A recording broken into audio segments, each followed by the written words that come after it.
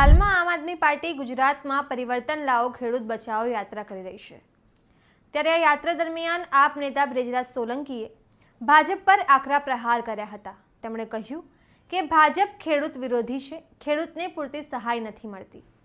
નમસ્કાર, હું છું ચંદ્રિકા પુત્રી નિરાલી। आओ सांभळीए બ્રિજરાજ સોલંકીએ વધુમાં શું કહ્યું। તો વારંવાર આપણે જોયું છે કે જસદણ અને વિછિયાને પણ યુપી બિહાર થી પણ ખરાબ સ્થિતિમાં લાવવાનું જો કોઈ કામ કર્યું હોય તો એ ભારતીય જનતા પાર્ટીના નેતાઓએ કર્યું છે।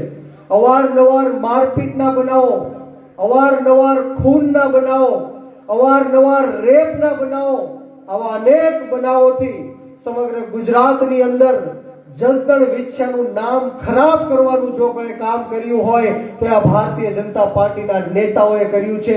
અને સાથોસાથ જ્યારે પણ લોકો પોતાનો અવાજ બુલંદ કરે, સાચી માંગણીઓ મૂકે, પોતાનો અધિકાર માંગે, હક માંગે, ત્યારે આપણને સૌને ખબર છે કે ગામે ગામ જીબીના ચેકિંગો કરાવડાવે, દંડ ફટકારાવડાવે, ધંધા રોજગાર ઉપર પ્રહારો કરાવડાવે, આપણને ગુલામ જેવી સ્થિતિમાં મૂકવાનું જો કોઈ કામ કર્યું હોય તો એ ભારતીય જનતા પાર્ટીના નેતાઓએ કર્યું છે। ત્યારે આપણી માટે સુનહેરી તક આવવાની છે।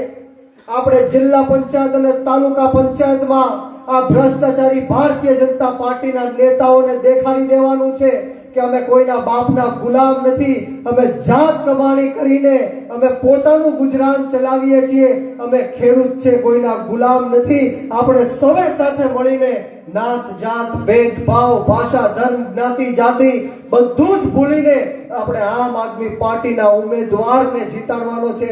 જે રીતના આમ આદમી પાર્ટી જસદણ અને વિછિયાની અંદર કામ કરી રહી છે, મને 100% વિશ્વાસ છે કે આવનારા દિવસોમાં સમગ્ર રાજકોટ જિલ્લો હોય કે જસદણ વિછિયા તાલુકો હોય, આ ભાજપને જો કોઈ મોરો દઈ શકશે તો એ જસદણ વિછિયા આમ આદમી પાર્ટીના કાર્યકર્તાઓ દઈ શકશે, મને વિશ્વાસ છે।